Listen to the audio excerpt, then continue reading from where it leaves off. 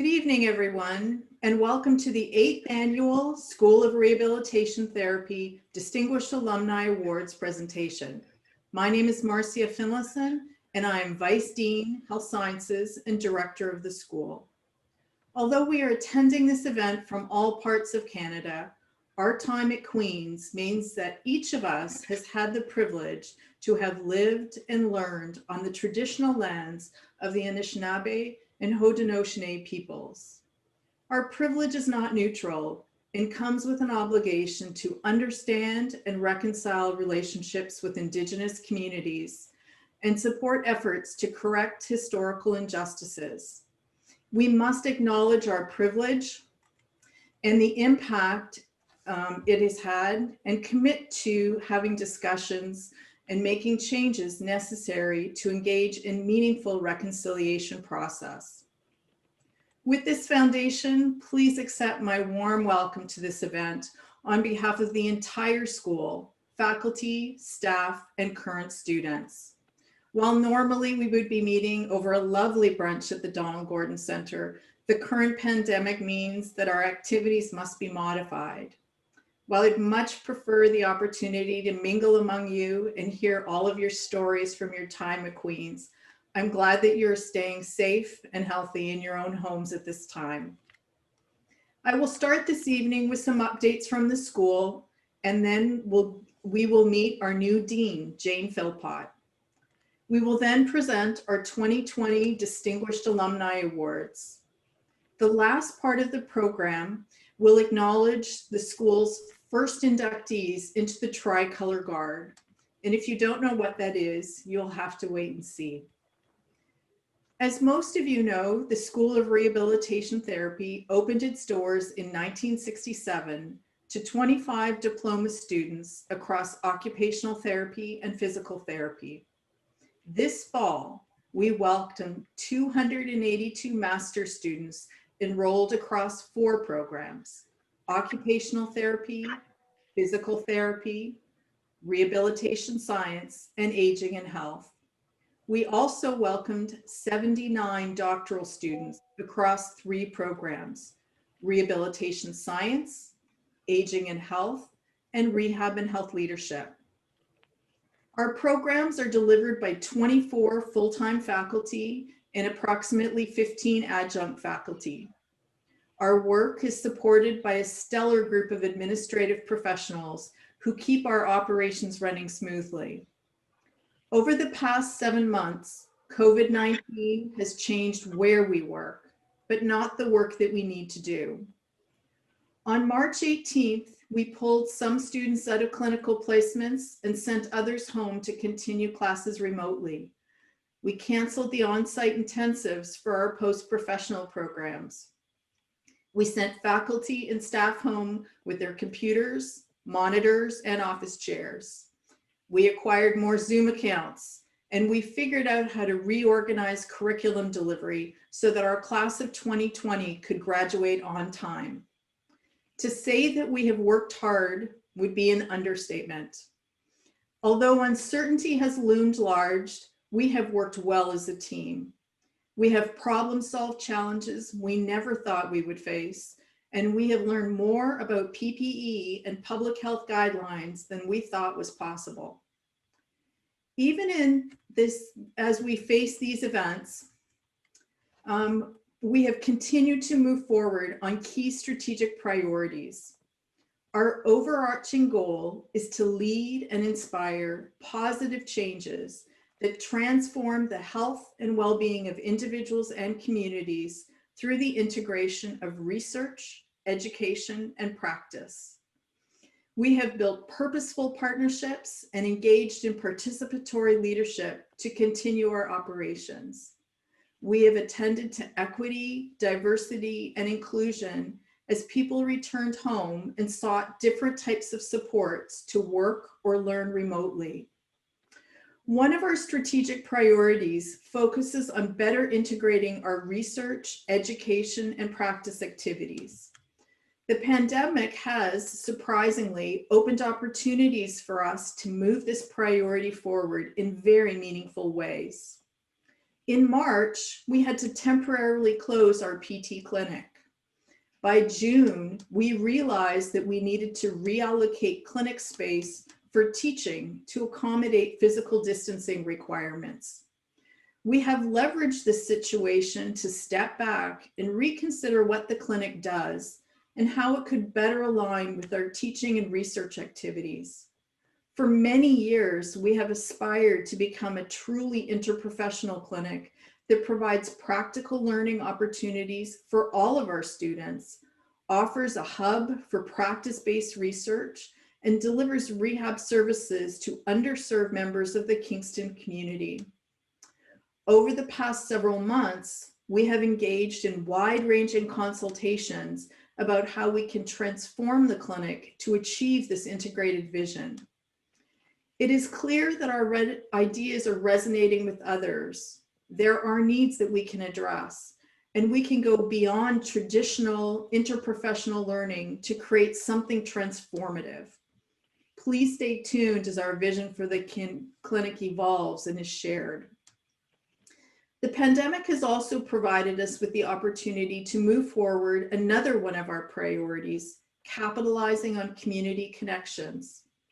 As you can imagine, the communication and planning that has been required over the past 7 months has been astronomical. As director of the school, I have been participating in weekly meetings with colleagues across the Faculty of Health Sciences, Kingston Health Sciences Center, and Providence Care to share information and coordinate our activities. The size of Kingston has enabled us to be a part of important discussions that other schools in larger cities have not had the opportunity to engage in. Our community connections are now stronger, and our partners know more about our skills and capacity and the ways that we can contribute to healthcare system readiness, transformation, and recovery. We also have a strategic priority focused on research, particularly research that optimizes transition experiences. The pandemic has led to many transitions and new funding opportunities. Faculty have been successful in obtaining several new COVID-specific grants, which will investigate issues such as the well-being of families of first responders, the educational challenges of refugee youth learning remotely, changes in military scope of operations, and how people's time use has evolved over the pandemic. In sum, the School of Rehabilitation Therapy is doing well. COVID has thrown some challenges at us, but we're leveraging the work we have to do because of the pandemic into new opportunities and partnerships that will sustain us for years to come. I would now like to introduce Dr. Jane Philpott, Dean of the Faculty of Health Sciences, who joined Queen's on July 1st of this year. The current pandemic has meant a very unusual start for a new dean, but Dr. Philpott has jumped in without hesitating. She is guiding us through uncertainty and introducing important new initiatives. Please welcome Dr. Philpott.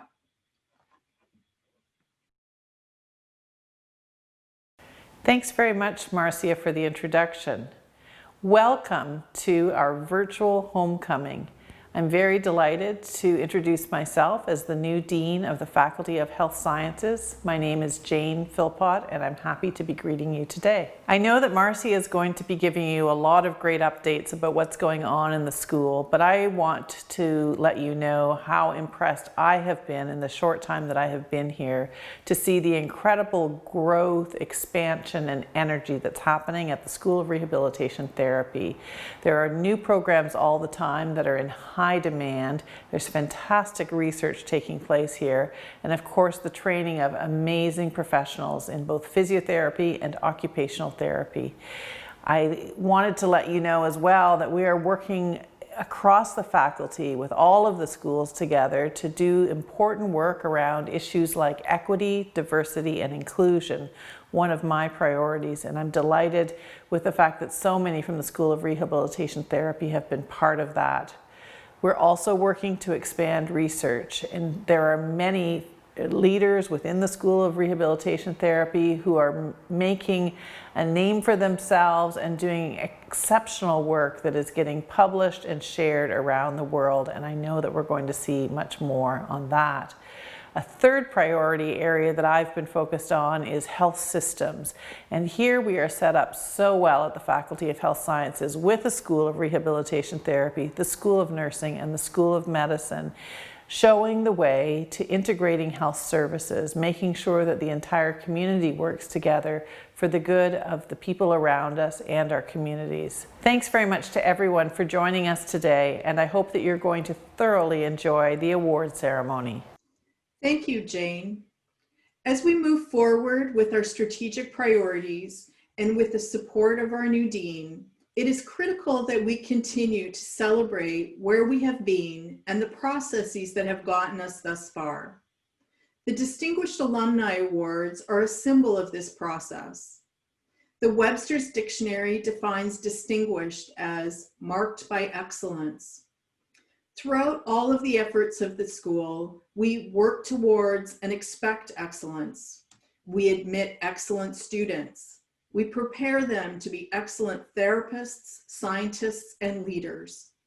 Ultimately, we distinguish ourselves through the quality of our graduates. The Distinguished Alumni Awards recognize the achievements of people who have graduated from the School of Rehabilitation Therapy. Although many factors have shaped their careers, we hope that their time at Queen's played some role in their success, and we are proud to have facilitated their journey in some way. On the occasion of the 50th anniversary of the class of 1970, it seems most fitting that we are starting the Distinguished Alumni Awards with someone from that first cohort. It gives me great pleasure to announce Julie Rice as the 2020 recipient of the Physical Therapy Distinguished Alumni Award. Julie received her diploma in physical therapy in 1970 and then her Bachelor of Science in Physical Therapy in 1973 from the School of Rehabilitation Therapy. After graduation, Julie embarked on a 44-year career as a physiotherapist.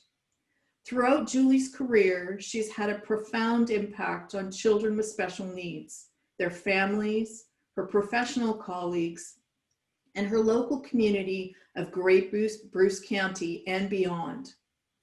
Julie has the unique ability to assess the needs of others and her community.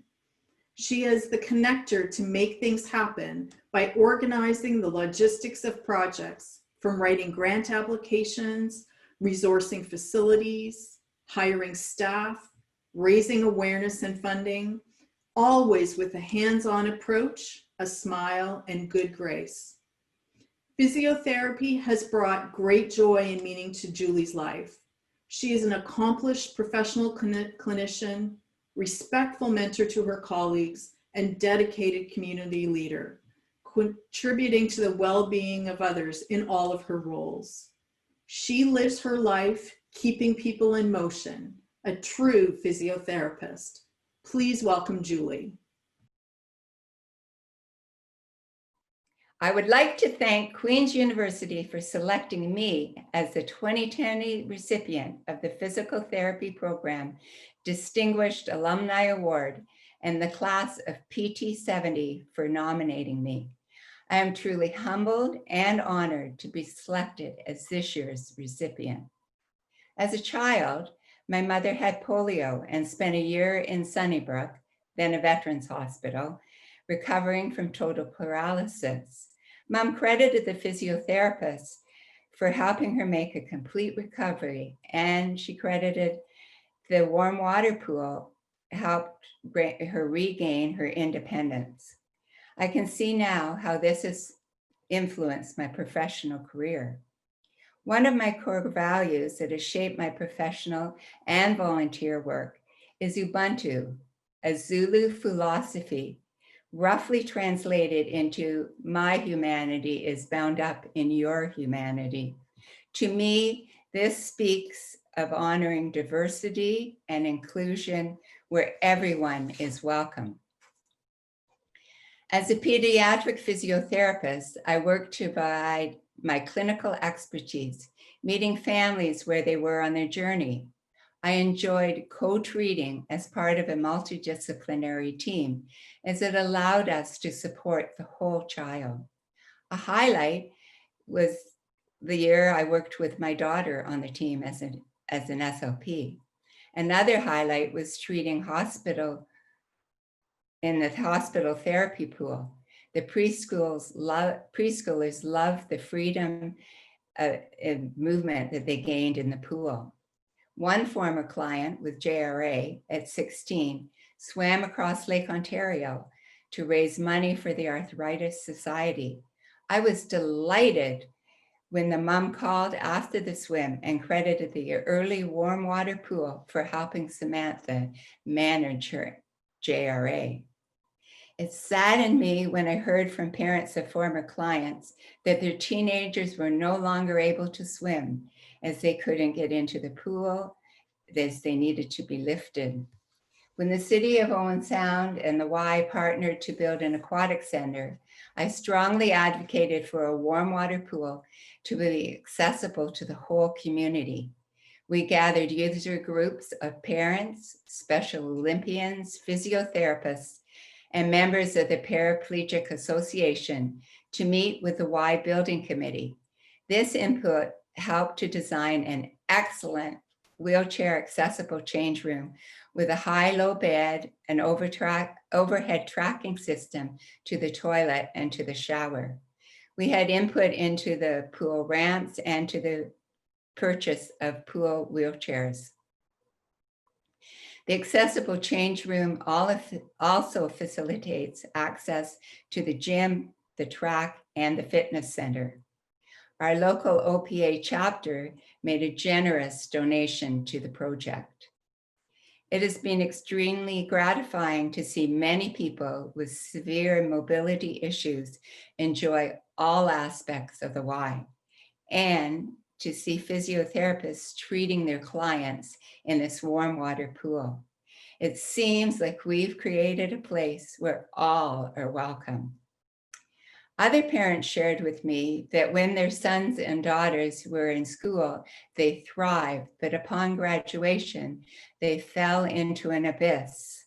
Their young adults became bored and lonely and impacting on their sense of self-worth. In the spirit of Ubuntu, I met with a group of parents and helped create Reach Center Grey Bruce, a grassroots, parent-driven, nonprofit program for adults with intellectual and developmental disabilities. There is a focus that participants help to co-create stimulating programs, and there is a focus on social enterprise programs aimed at skill training in partnership with local organizations and businesses. Recently, there's been exciting news in housing as the Reach Center is partnered with Owen Sound Nonprofit Housing, providing 3 Reach participants the opportunity to live together in a townhouse. A good neighbor lives next door to provide support if required.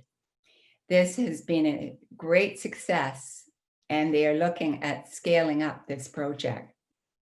In conclusion, it's been a tremendous joy to be a physiotherapist, to work and to volunteer in community. Movement and inclusion have motivated me to be of service. I love to run and am forever grateful for the physios and the warm water pool that helps keep me moving. In honor of my classmates and my Owen Sound colleagues who have supported and inspired me throughout my career, I would like to donate the money from the award to the student bursary established by the class of 70 PT. Thank you, Julie. We now move to our next award and recognize Pat McKee as the 2020 recipient of the Occupational Therapy Distinguished Alumni Award. Pat received her diploma in occupational therapy from the School of Rehabilitation Therapy in 1974. For over 40 years, Pat has taught anatomy, hand therapy, biomechanics, orthotics, ergonomics, and occupational therapy for people with musculoskeletal conditions to students and therapists worldwide. Pat co-authored the textbook, Orthotics and Rehabilitation, Splinting the Hand and Body. Pat is now an associate professor emeritus in the Department of Occupational Science and Occupational Therapy at the University of Toronto, and she remains active in her areas of expertise. In recent years, in collaboration with Agur, Pat developed the educational media called the Anatomy Glove Learning System. This media is now being used by medical and health professions and students in 32 countries around the world. This recent innovation demonstrates Pat's dedication to the area of orthotic construction.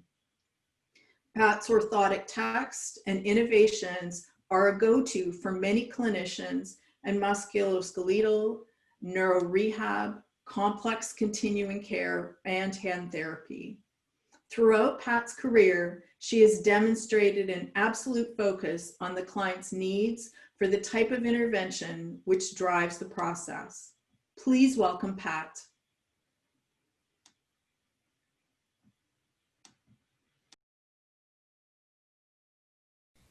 Thank you so much for this honor. I would like to accept it while recognizing a few of the many OTs who have been influential and inspirational during my career. To begin with, let me express appreciation to Margot Patterson, one of my Queen's classmates who initiated this nomination, as well as Deirdre Dawson, Anne Agur, and Debbie Hebert, who supported it. Sadly, Debbie died in March without knowing the outcome of the nomination. Back in 1971, my acceptance into the Queen's OT program was made possible by the favorable outcome of an admissions interview by the great OT pioneer, Muriel Driver. One of my most influential profs was Barbara O'Shea, who taught our class physical medicine concepts, most notably about orthotics. I valued my notes from her class so much that I have them still today. Although I got my diploma in OT from Queen's in 1974, I did my final fieldwork placement in Edmonton. This was significant because my supervisor was Annette Rivard, who greatly expanded my knowledge of orthotic interventions. We became lifelong friends and collaborators, and we even had babies together. In 1976, Benny Fifield, one of the OT profs at the University of Alberta, invited me to teach the orthotics content of the OT program while she was on sabbatical. I had not aspired to be an educator until she presented that opportunity. It was truly life-changing, and I've always appreciated her faith in me. Over the following years, I was given increasing teaching opportunities at U of A. At the same time, Annette and I were both working days as hospital OTs and spending evenings as U of A students completing our BSc degrees. As part of that degree completion program, I undertook a research study supervised by another OT great, Sharon Brintnell. This led to my first OT publication, co-authored with Sharon, titled Trends in Lower Limb Splinting by Canadian Occupational Therapists and Physical Therapists, and published in the Canadian Journal of Occupational Therapy in 1981. Sharon gave me the opportunity to see private orthotic clients in the OT department, and I maintained a small orthotic practice until recently. 1981 was also important for me because it was the International Year of Disabled Persons, and I wrote and recorded Look Beyond, which was designated as Canada's official song for IYDP. You can find it on YouTube. Benny Fifield and her husband Orville were key supporters of the production. Indeed, Orville, a man with quadriplegia, seen here, was one of the people who inspired the song, especially the chorus, "Look beyond what I'm not, and you'll see just what I am." Annette and I were students again in 1983 when she inspired me to join her in undertaking a master's degree in anatomy. That education proved to be a great complement to my existing knowledge and led to a teaching opportunity in the Department of Anatomy at U of A. In 1987, my family moved from Edmonton to Oakville, and I became an assistant professor in the OT program at the University of Toronto, where for 27 years I taught anatomy, biomechanics, orthotics, hand therapy, and more. In 1998, I co-authored a textbook called Orthotics and Rehabilitation, Splinting the Hand and Body, which was delightfully recognized internationally and earned me an associate professorship, thanks in part to efforts by Deirdre Dawson. That textbook led to an invitation to provide orthotic workshops around the world, including for OT students at Queen's. Shortly thereafter, Annette and I began co-authoring journal articles and book chapters. Our most recent publication, just this year, is the Client-Centered Biooccupational Framework for Orthotic Intervention. By my count, I have taught 1,771 OT students at U of T, including grads who now teach the courses that I developed at U of T, plus hundreds of other students. One of my OT students at U of T was Katie Lee, who learned from me some of the things that I learned from her aunt, Barbara O'Shea. Katie's now a prof at the University of British Columbia. Since retiring from U of T in 2014, I have focused my creative energies on the Anatomy Glove Learning System, which I co-developed with Agur and is now used in 34 countries around the world. The little company, Anatomy Software International, provides meaningful occupation during my retirement and puts my anatomy knowledge to good use. One more thing. During my first year of OT school in 1971, I was studying for an anatomy test. And after returning from the anatomy lab reeking of formaldehyde, my boyfriend thought it was a good opportunity to propose. And Ron and I have been married for 48 years. That anatomy connection is persistent. Our achievements are built on the knowledge we have learned from others, the support of mentors, and the synergy of working with inspiring people and finding a great life partner. Thank you, Pat. Our next award recognizes Callie Martin, our 2020 recipient of the Rehabilitation Science Distinguished Alumni Award. Callie is a two-time graduate from the School of Rehabilitation Therapy. She completed her master's in rehabilitation science in 1999, and prior to that, her Bachelor of Science in Physical Therapy in 1984. Callie is no stranger to receiving awards from Queen's. In 1984, she was awarded the Tricolor Award from the university. This prestigious award is the highest tribute that can be paid to a student for distinguished service to the university in non-athletic extracurricular activities. Callie worked as a neurophysiotherapist and practice leader in acute and rehab settings for 17 years prior to returning for her MSc in Rehabilitation Sciences, during which she pursued research in post-stroke mobility and studied program management and evaluation. Since 2001, Callie has been the regional director for the Stroke Network of Southeastern Ontario. She distinguishes herself by being extraordinarily patient and system-focused. In her role, Callie leads a regional team that partners with stroke survivors, families, and healthcare providers to implement the regional stroke plan. Callie's contribution to knowledge, her leadership, and her advocacy make her a role model for graduates of the Rehabilitation Science program. She has made an enormous difference to the well-being of people at risk of stroke or who have survived stroke throughout Ontario, and she has advanced both rehabilitation research and best practice. Please welcome Callie.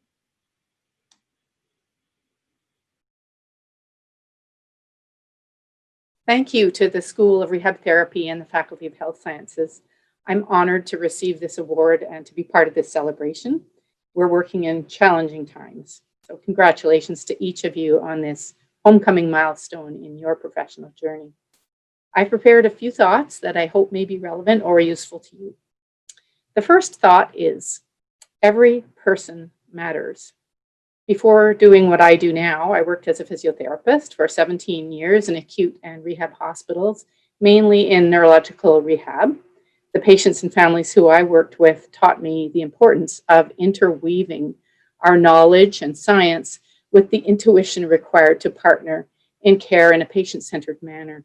And understanding the vulnerability and grief of new disability is so important.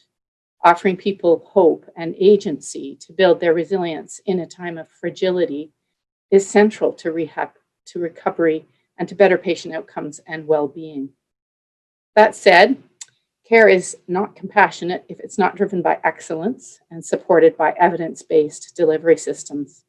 Rehab science and our clinical practice need to be integrated and interwoven with what really matters to those who we serve. Many of us working in rehab have the privilege of working so closely with people who have experienced a wide range of disabilities, and the diversity of their knowledge and understanding is as important as our science. Fostering that curiosity of the other, I have found to be most helpful. Every person matters. Second thought, every partner matters. Respectful teamwork and engagement are key to successful healthcare. Now more than ever, to be resilient, we need to work as one team. Now more than ever, we need everyone's input, mutual trust, respect across sectors, disciplines, academic and clinical practice. We just don't have the capacity to work in silos anymore. And it's in collaborating and problem solving as mutual partners that we're able to innovate to do what can't be done. I've seen innovation happen when we really trust many diverse minds to bring the best solutions. There is incredible power in our human capacity when we draw on each other's strengths. And this is what's going to get us through COVID with innovation for the future. I've had the privilege of working with stroke survivors, their families, all healthcare disciplines across the full continuum of stroke care to improve our care system together. Together, we've built organized systems of emergency stroke care. We deliver thrombectomy. We can pull a clot out of a brain and watch the tissue revascularize. We've established stroke prevention clinics and acute stroke units in rural and urban areas. And we've improved rehab systems and discovered the community supports needed to keep people well. These systems are creating better outcomes for those who experience stroke because teams have been engaged in working together. When we look beyond our own domains and seek out partners and build respect across teams, change and innovation happens. Every partner matters, one team matters. Third point, rehabilitation matters. Our healthcare funders largely have no idea what we mean by rehabilitation. The rehab sector, its efficacy and its contribution to people's quality of life and their sense of well-being is not well understood. We need to interpret our science to others, to share our expertise, to support others in seeing how rehab works and what it offers. The business case of rehab effectiveness has not been well interpreted to our funders. And if we don't spend time and energy doing this, the reality is that rehab care just won't be funded. Rehabilitation matters. So just some final thoughts on generosity, certainty, and confidence. I've lost certainty over the years, though I think I've gained confidence. I've learned that it doesn't help to be certain. In fact, resilience comes from being comfortable with uncertainty. Knowing we can work together to problem solve in the moment gives confidence. We do learn from our mistakes, and it's through generosity with ourselves and with others that we're free to learn together, resolve problems, and reimagine an improved integrated healthcare system. So good luck. I wish us all the generosity of spirit that we need to work together, to innovate, and to be resilient in this interesting and unprecedented time in healthcare. And thank you for the honor of your time. Thank you, Callie. This year marks the first time we are recognizing an alumnus from the Aging and Health program as part of this award ceremony. Please join me in congratulating Ruth McKay, the 2020 recipient of the Aging and Health Distinguished Alumni Award. Following a 20-year career in project management and strategic planning in the provincial government and in post-secondary institutions, Ruth decided to enroll in our inaugural cohort for the MSc in Aging and Health. Ruth sought a new career that aligned with her interests in hospice and end-of-life care. Upon graduation, Ruth co-founded the company Wishstone, which supports individuals and families navigating the complex issues and emotions surrounding aging, dying, death, and grieving. Her company is dedicated to expanding awareness, engagement, and dialogue around these important stages of life. Ruth has shared her experience with many groups.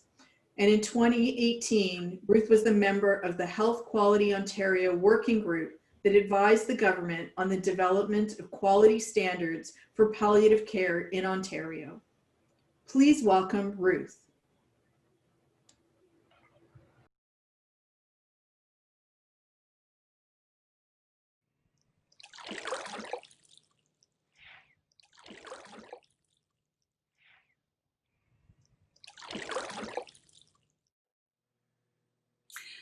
Hello to everyone watching and listening. My sincere thanks to the leadership team of the School of Rehabilitation Therapy for honoring me with this award. I graduated with the first cohort of the brand new Masters of Science in Aging and Health program. This innovative program was an essential stepping stone in my personal journey of growth and change. For 25 years, I worked in strategic planning and policy development for the province of Ontario and at post-secondary institutions.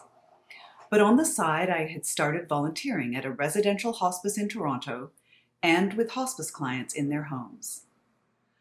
After decades of meetings, report writing, and PowerPoint presentations, the simplicity and immediacy of providing direct care and support to individuals and families facing the end of life was refreshing and compelling. I slowly realized that my hospice volunteer role was much more rewarding than my paid career. I also saw huge gaps in how our healthcare system supports individuals and families facing life-limiting illness and death. There was something more to be done here. But how? And could I make a career switch? My academic background and work experience was focused on education. Healthcare in Canada is powerfully credential-driven, and despite my years of training and experience as a volunteer, I was an outsider. And then I came across a new program at Queen's, and I took a leap. I can't report that 30 years of life experience made me any better as a student. I was still up in the wee hours of the morning before a paper was due. But I can report that I had discovered the right program. A perfect combination of theoretical and practical content, amazing fellow students, a distance format that was perfectly suited to my life circumstances, and dedicated faculty who were as enthusiastic about the subject matter as I was.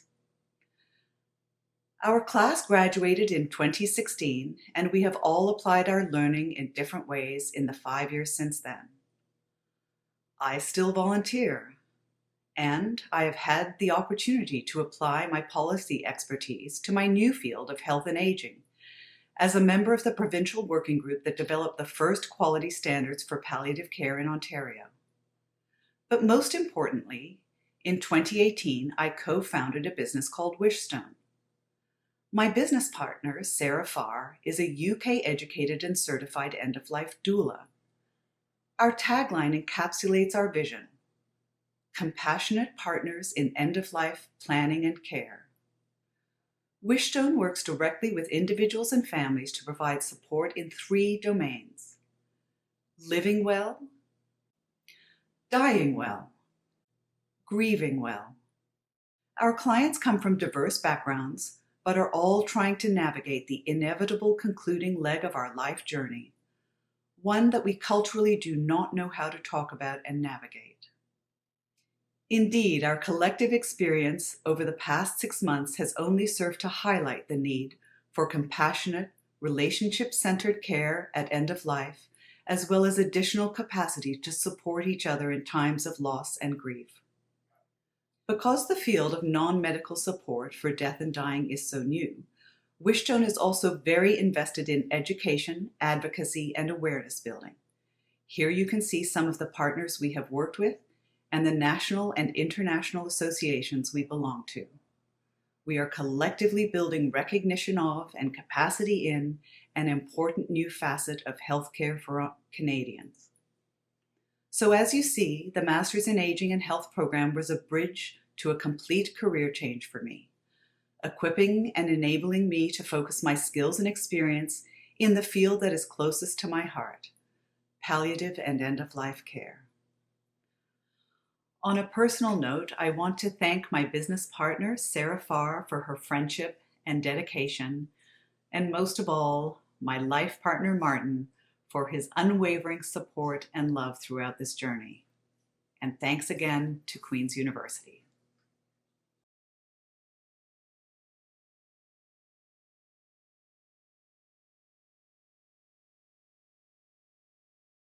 Thank you, Ruth.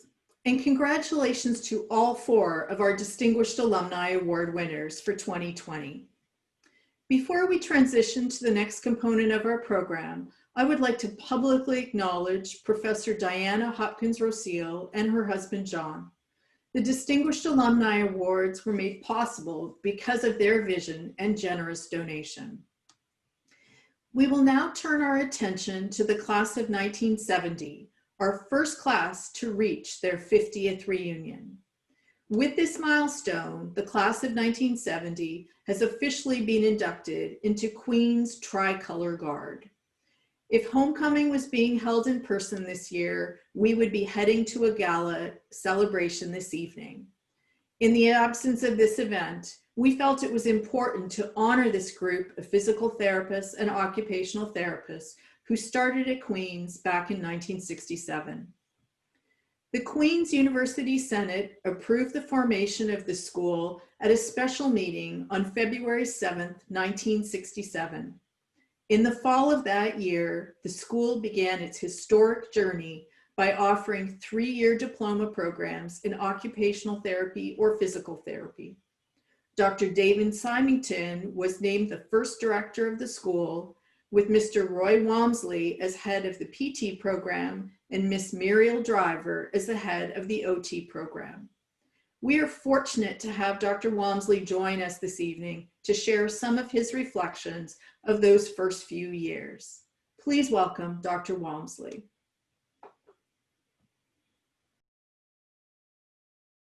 I was appointed for the head of the school in 1967, and when I came down to Queen's, we had no students, we had no equipment, no books, no organized journals. In other words, I had a blank piece of paper. Dr. David Symington had been appointed as head of the Department of Rehabilitation Medicine within the university and the hospital, and he'd been there for 1 year and had done some preliminary work. He had drawn up a provisional curriculum and a provisional calendar, and that was about all. So when I arrived, I had no secretary. I lived in temporary accommodation, and we eventually got accommodation in Brockington Hall, the residence, where we set up offices at one end of the building. At the other end of the building, I had a classroom, and a laboratory was scheduled in the John Watson basement. Apart from being appointed as head of the program in physical therapy, I was also appointed as head, i.e. director of the physiotherapy program at Kingston General Hospital. So it was my job to pull all these things together and start the program in September. I was on my own. The occupational therapy program, which started at the same time, had appointed Muriel Driver as my counterpart. She was later joined by Jean Burton, who was, both of them were working in a program run by their professional association within the city. So it's a case of moving that program to Queen's. So having no students, and we did not get funding until I believe it was sometime in June, we couldn't advertise. But as soon as we got the funding and I was appointed and Muriel was appointed, we advertised in all the local media for students. I, because I did all the interviewing, appointed 16 to be in the first class. Unfortunately, I now know that of those original 16, at least 2 have died in the interim since that period of time. And at the same time, I had to recruit a head for the Department of Physiotherapy at Kingston General Hospital, move into new premises at Kingston General Hospital, because it was imperative that we had appropriate clinical facilities, as in the curriculum which we had been established. We had to have so many clinical hours before the students could graduate. The clinical hours, we could not fit them all in at Kingston General Hospital, so we also, I guess, had to canvass the Hotel View, St. Mary's, but also further afield. So we wished to keep the students, we being Dr. Simon and I, within the Eastern Ontario for their first clinical placement, which would be after the second year. So I canvassed the departments in Cornwall, Winchester, Brockville, Belleville, and Napanee, and established that they, between them and the Kingston hospitals, could take the 16 students. This was important in order for our program to be recognized, and I had to go down to Toronto to confer with the other department heads so that they would review our curriculum and review the program as a whole and say, yes, this would be acceptable to the professional association. The only way I could describe all this is that it was rush, rush, rush. The other thing I realized, and did many other faculty across Canada and the other schools, is that by and large, we did not have degrees. The recruitment of faculty across the other schools was basically from the United Kingdom, and I would think, roughly speaking, about 60% of all faculty in the schools were from Great Britain, where one did a professional qualification postgrad, a 2-year postgraduate program equivalent to a master's program, where one qualified as a teacher of physical therapy. As this was a diploma, it meant that none of us had degrees. So amongst all the other things I had to do, or I decided to do, was to complete my degree through Queen's. I was the first graduate of the program in physical therapy in 1970 when I got my degree in physical therapy, being the first one, while the 16 students who graduated at that time with their diplomas were also graduated. So that was, in a way, quite an achievement, and of which I'm very proud.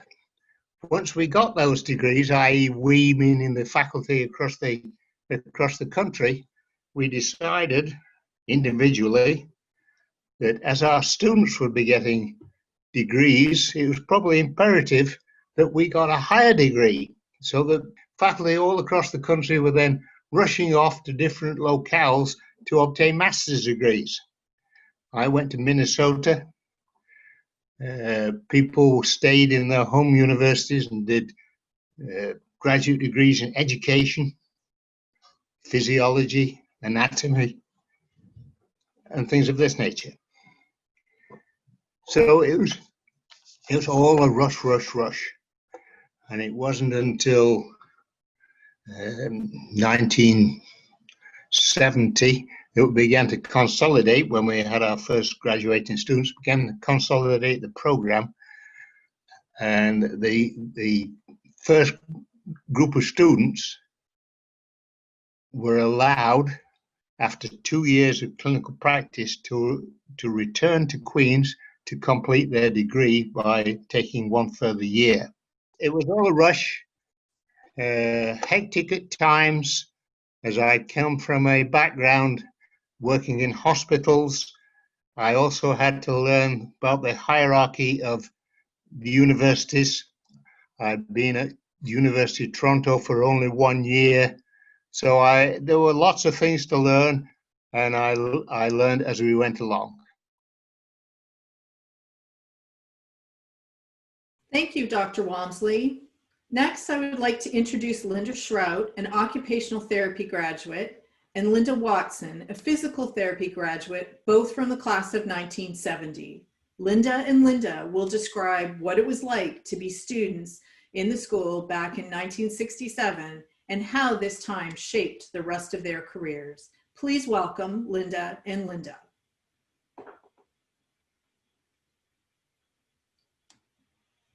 It was 1967, Canada's centennial year, when the new School of Rehabilitation Therapy was launched at Queen's University. 25 or so very excited and sometimes anxious young women arrived in Kingston, most in the family car, some arrived by train, definitely none had their own car.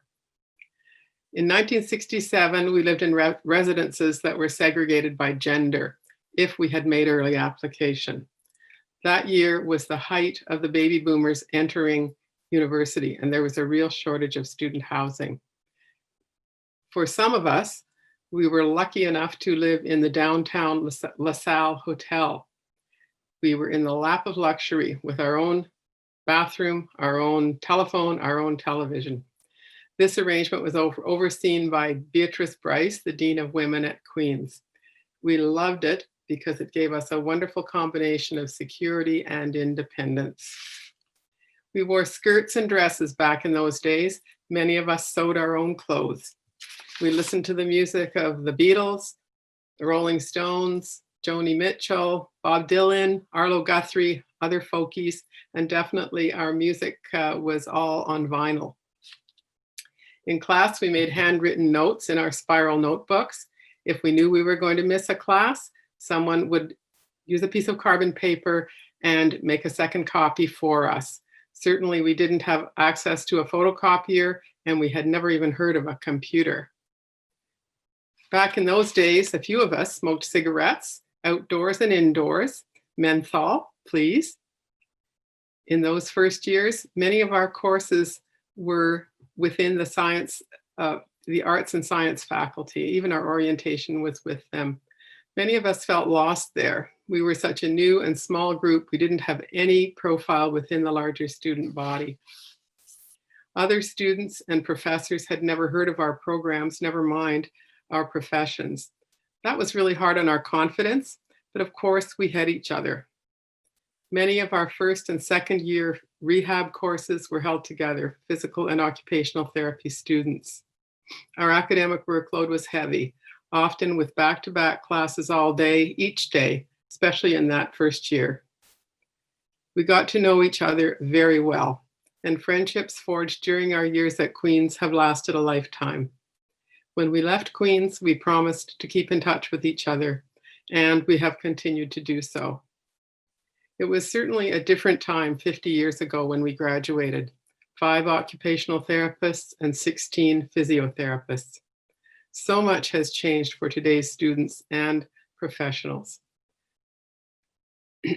But what has stayed the same is our focus on excellence in client care, the satisfaction derived from careers in truly the very best of the helping professions, and of course, our pride and affection for Queen's University. It is amazing how many years have passed since that first day at Queen's.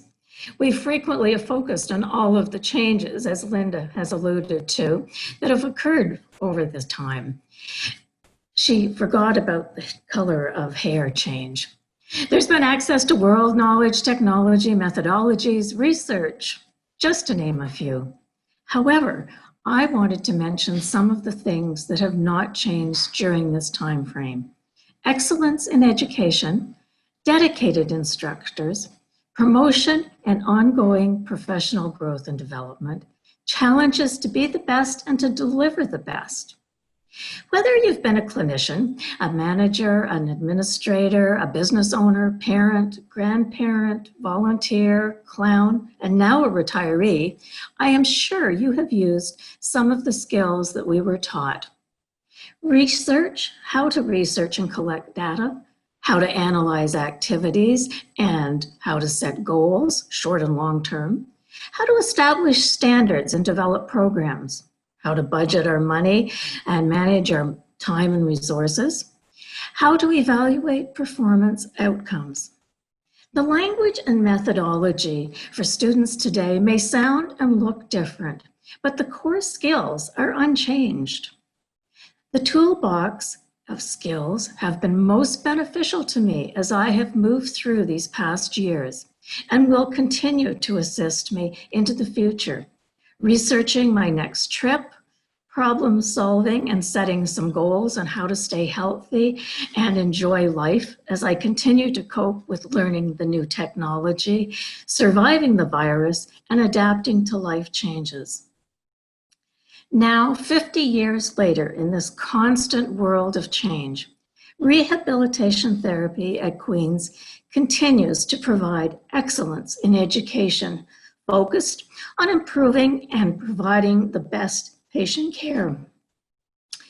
Thank you to Queen's School of Rehabilitation for this unchanged excellence in education, dedication by instructors, promotion of professional growth and development, and the challenge to students to be the best and to deliver the best.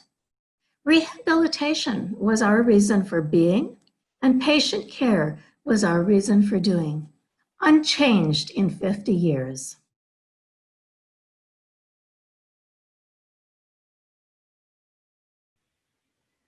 Thank you, Linda and Linda. As our final speaker for this evening, I would like to introduce Kathy Ambler, who is also a physiotherapy graduate from 1970.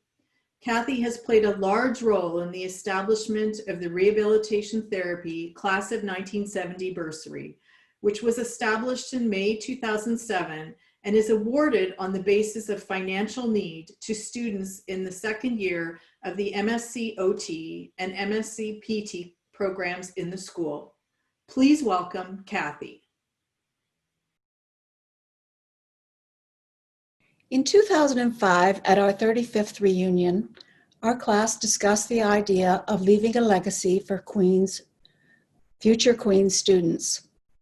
We had reaped the benefits of a privileged Queen's education, and it laid the foundation for who we are today by opening doors to wonderful careers and life circumstances. By 2007, we had enough funds to establish our class-named bursary to give back to the students and, in a small way, contribute to the standard of excellence in our professions. Our bursary is awarded on the basis of demonstrated financial need to students in the second year of the Masters of Science in Physical Therapy and the Masters of Science in Occupational Therapy. The need is great. Last year, over 36% of Queen's students received financial aid.